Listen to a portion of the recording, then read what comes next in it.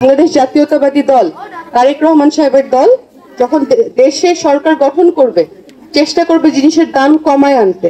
এই যে এখানে লেখা আছে জিনিসের দাম চেষ্টা করা হবে আস্তে আস্তে, এটা সময় লাগবে, একদিনে হবে না। জিনিসের দাম যদি কমে আসে, মানুষজন যদি তার ন্যায্য মজুরি পায়, আমার রুজি ঠিক থাকলে আপনারা আবার আগের মতো একটু আরামে চলতে পারবেন। সাবলীল ভাষায় সুন্দরভাবে ঠিক এভাবেই বিএনপির ভারপ্রাপ্ত চেয়ারম্যান তারেক রহমানের ঘোষিত ৩১ দফার কথা বিয়ানীবাজারের চারখাই ইউনিয়নের মহিলা সমাবেশে উপস্থিত নারীদের মাঝে তুলে ধরছেন সিলেট-৬ আসনের বিএনপির মনোনয়ন প্রত্যাশী সৈয়দা আদিবা হোসেন।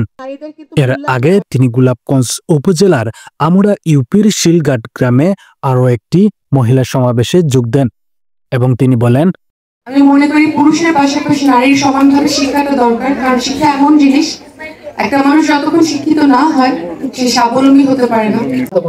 কিন্তু শিক্ষাটা থাকলে সেই সুযোগ সুবিধা থাকে, সেই স্বাধীনতা থাকে যে চাইলে আমি কাজ করতে পারি এবং আমার পরিবারের জন্য আয় করতে পারি, আমার পরিবারকে আরেকটু স্বাবলম্বী করতে পারি, নিজেকে স্বাবলম্বী করতে পারি।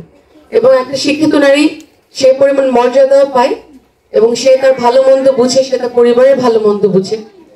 আমি আপনাদের সবাইকে, এখানে আমাদের অনেক মা বোনেরা আছেন, আপনাদের সবাইকে অনুরোধ করব আপনাদের বাচ্চাদের শিক্ষার গুরুত্বটা বুঝাবেন, সেটা ছেলে হোক অথবা মেয়ে হোক।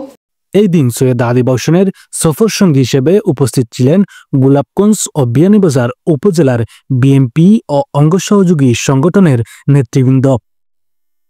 শামিল হোসেন, জি ওয়াস 24।